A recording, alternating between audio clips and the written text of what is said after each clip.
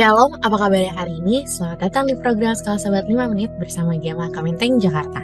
Pelajaran Sekolah Sahabat kita minggu ini berjudul Mengelola pada masa-masa sulit, di mana saya akan merangkum secara singkat untuk pelajaran selama 1 minggu ini. Di tengah dunia yang seakan berputar di luar kontrol, ada desakan yang kuat bagi setiap individu dan keluarga untuk berpikir tentang kelangsungan hidup mereka sendiri. Setiap hari kita dituntut untuk bekerja keras demi kehidupan. Mungkin ada saudara-saudara yang memiliki utang yang harus dibayar, anak-anak yang harus dibesarkan, kepemilikan yang harus dijaga, dan banyak hal lainnya yang membutuhkan waktu dan pikiran. Dan tentu saja kita membutuhkan pakaian, makanan, dan tempat tinggal yang dimana dalam mendapatkannya kita perlu bekerja keras. Tuhan Yesus pernah berkhotbah di atas bukit mengenai kebutuhan dasar manusia. Dia berkata dalam Matius 6:32, semua itu dicari bangsa-bangsa yang tidak mengenal Allah. Akan tetapi, Bapamu yang di surga tahu bahwa kamu memerlukan semuanya itu. Tetapi carilah dahulu kerajaan Allah dan kebenarannya, maka semuanya itu akan ditambahkan kepadamu. Pelajaran kita selama 1 minggu ini akan membahas mengenai prinsip-prinsip kitab suci dalam menghadapi masa-masa yang sulit. Pelajaran Sekolah Sahabat kita diawali dengan kisah kemenangan atas Moab dan Amon pada akhir pemerintahan Yosafat. Yosafat adalah seorang ambisius. Hal ini dapat dilihat dari bagaimana ia selama bertahun-tahun memperkuat pasukannya dan kota-kota bentengnya agar ia siap menghadapi musuh manapun.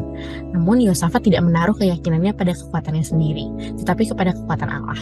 Yosafat menyadari kapasitasnya sebagai manusia, walaupun dia sudah berusaha sebaik mungkin dalam mempersiapkan pasukannya, Yosafat tahu bahwa hanya tangan Allah mereka akan dimenangkan. Sehingga ia pun berseru kepada Allah, kami tidak tahu apa yang harus kami lakukan, tetapi mata kami tertuju kepadamu. Setelah menyerahkan diri kepada Allah, roh Allah turun kepada mereka dan berkata, janganlah kamu takut dan terkejut karena laskar yang besar ini, sebab bukan kamu yang akan berperang, melainkan Allah. Tidak usah kamu bertempur, tinggallah berdiri di tempatmu dan lihatlah bagaimana Tuhan memberikan kemenangan kepadamu. Luar biasa sekali bagaimana ketika Yosafat berserah kepada Tuhan, maka Tuhan yang bertindak untuk dia. Adalah kabar baik bagi kita semua bahwa Allah yang memenangkan mereka adalah Allah yang sama yang kita kasihi dan kita sembah. Kuasanya pun sama besarnya sekarang ini seperti dahulu. Tantangannya bagi kita adalah maukah kita percaya kepada Allah dan pimpinannya. Pelajaran kedua datang dari kisah Raja Daud ketika ia tergoda oleh iblis untuk menghitung prajuritnya. Ia tergoda untuk percaya pada kekuatannya sendiri daripada bergantung pada pemeliharaan Allah. Padahal ia seharusnya tahu bahwa tidak peduli Anda memiliki banyak atau sedikit prajurit, jika Anda berada dalam satu hubungan perjanjian dengan Allah, Allah dapat memberikan kemenangan kepadamu. Pelajaran yang ingin disampaikan di sini adalah tidak ada seorang pun yang sia-sia ketika ia mempercayai Allah. Tetap persiapkanlah dirimu sendiri, bersedia dengan baik, dan lakukanlah segala sesuatu yang baik untuk berhasil. Tetapi pada akhirnya sadarilah bahwa hanya Allah yang dapat memberikan kemenangan. Jika Anda tahu Yesus akan datang dalam 10 tahun, bagaimana Anda mengubah kehidupanmu? Atau mungkin dalam 5 atau 3 tahun?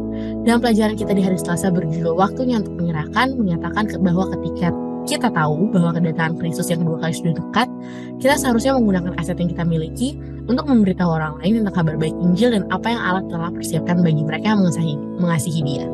Karena pada akhirnya, apa saja yang kita kumpulkan di dunia ini adalah bersifat sementara, sekejap, dan jika kita tidak berhati-hati, hal itu memiliki potensi untuk merusak secara rohani.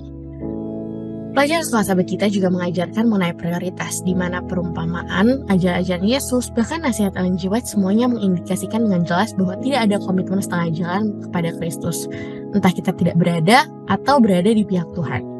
Matius 6:24 berkata bahwa tak seorang pun dapat mengabdi kepada dua tuan. Kamu tidak dapat mengabdi kepada Allah dan kepada mammon. Meskipun tidak satupun dalam kitab suci mengamarkan kita tentang kekayaan, tetapi tidak ada satupun dalam kitab suci berbicara tentang kekayaan sebagai penambah komitmen rohani seseorang. Faktanya, bahaya yang sebaliknya itu benar.